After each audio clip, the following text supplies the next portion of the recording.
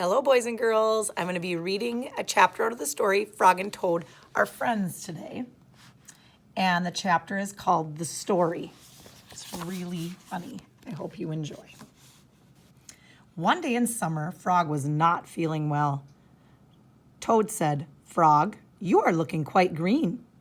"But I always look green," said Frog. "I am a frog." "Today you look very green, even for a frog," said Toad. "Get into my bed and rest." Toad made Frog a cup of hot tea. Frog drank the tea, and then he said, "Tell me a story while I'm resting."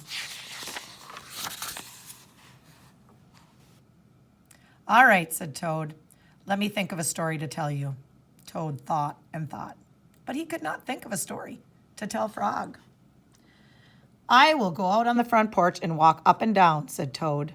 "Perhaps that will help me to think of a story." Toad walked up and down on the porch for a long time, but he could not think of a story to tell Frog. Then Toad went into the house and stood on his head. "Why are you standing on your head?" asked Frog.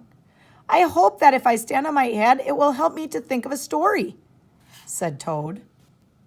Toad stood on his head for a long time, but he could not think of a story to tell Frog.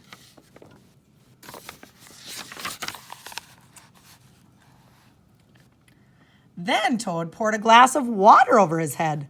"Why are you pouring water over your head?" asked Frog. "I hope that if I pour water over my head, it will help me to think of a story," said Toad. Toad poured many glasses of water over his head, but he could not think of a story to tell Frog. Then Toad began to bang his head against the wall. "Why are you banging your head against the wall?" asked Frog. "I hope that if I bang my head against the wall hard enough, it will help me to think of a story," said Toad. "I am feeling much better now, Toad," said Frog. "I do not think I need a story anymore." "Then you get out of bed and let me get in it," said Toad, "because now I feel terrible." Frog said, "Would you like me to tell you a story, Toad?" "Yes," said Toad, "if you know one."